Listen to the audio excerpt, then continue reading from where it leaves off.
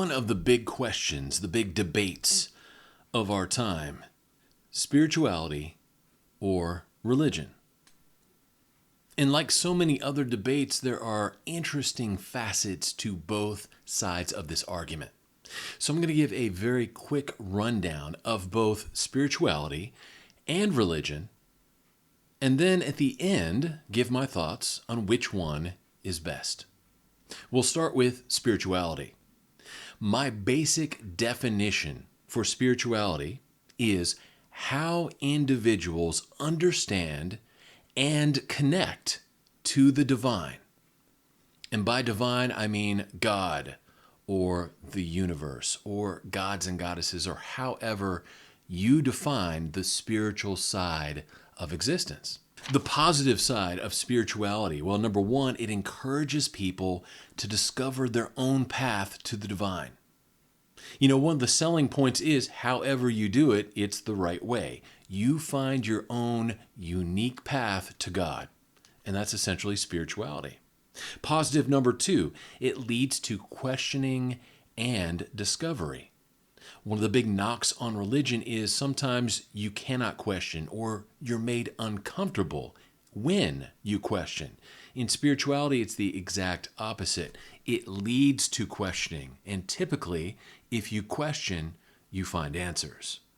Number three, as I said in the intro, there's tremendous individuation in spirituality. For every person on the planet who describes themselves as spiritual, they're each going to have their own definition of what that means, and they're going to have their own path to the divine. Now the shadow side of spirituality. Number one, sometimes in the spiritual community, there is some spiritual superiority. Sometimes if you get into forums talking with people, they believe that since they're on the spiritual path, they are more enlightened than the next person. Especially, and this segues into shadow number two, more enlightened than people who are religious. It is not uncommon at all for spiritualists to label religious people as dupes or bots, and to claim that people who subscribe to religions are unable or unwilling to think for themselves. Speaking of religion, let's talk about religion. What is religion? Well, my basic definition is this. Religion is how others understand and connect to the divine. If I'm studying a particular religion, what I'm doing is taking a look at how someone else has connected to God. So, for example, if I study the Jewish religion, I'm taking a look at the Hebrew tribe and later on the Israelites. Or when it comes to individuals, I'm looking at people like Moses or David or Solomon and studying their relationship to God. The same holds true for Christianity, studying Jesus Christ and his disciples.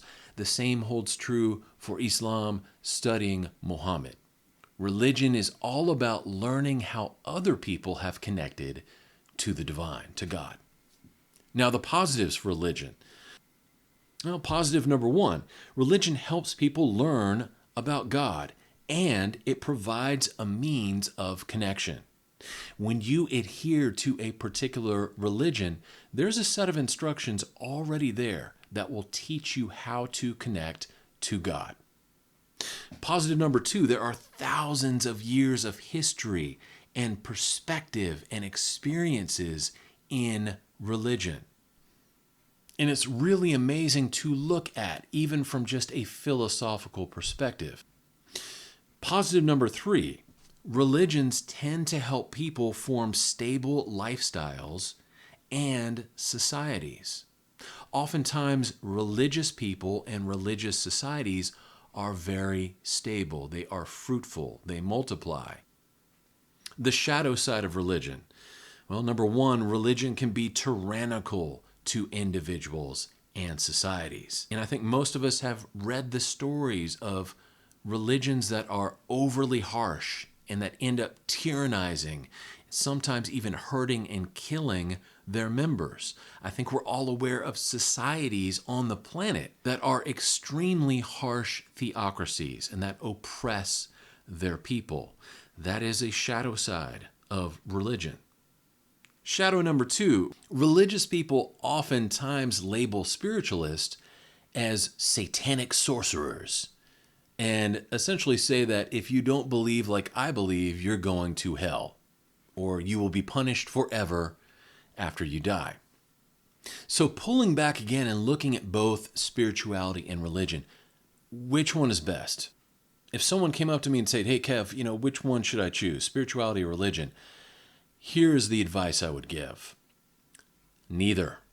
Instead of going to the left or to the right, instead of choosing either spirituality or religion, I would advise you to choose the middle path, the straight and narrow path, to utilize facets of both. And I say that for 2 primary reasons. First, when it's our time to die, it's our time to die. No one else can die for us. Therefore, since it is our responsibility and we're the ones that have to shoulder that burden, we should have the freedom to choose exactly what we believe. Number 2, it is unwise to simply ignore a belief or a philosophy just because it came from somebody else. If you think about things like learning how to walk or talk or eat or use the toilet, these are skills that we all learn from somebody else. We didn't teach ourselves to do these things. We learn from others. That doesn't make those skills less valid. So the idea that we somehow should ignore or discount the experiences of other people, no matter who they are or how far removed in time they are, is honestly quite foolish. It's quite ignorant. Ideally, what I would recommend to somebody who just asked me about the 2 facets is, let's take from both sides. Let's form our own understanding of the divine, number 1, but let's lean into other people's experiences. Let's study those experiences and see if they resonate with us.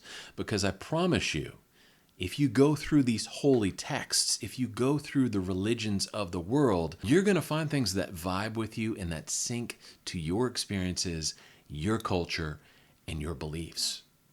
How do we do that? Well, that's the million-dollar question. What I'm suggesting, this middle path, not turning to the left or to the right, but making this new way, is going to be a lot tougher road because there's not much that's in front of us.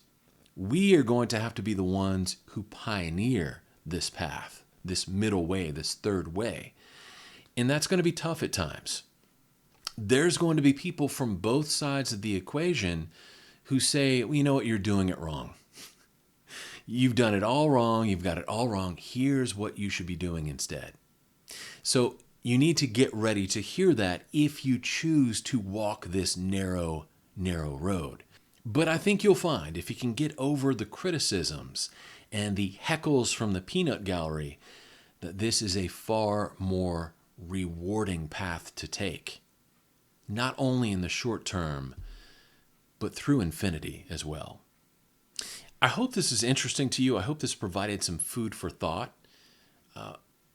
I enjoy thinking about these things in my downtime, and I wanted to share a little bit of my thoughts about the subject, spirituality or religion, and suggest quite humbly to choose neither, but to make your own middle road and define your own way, not only through this life, but through the next as well.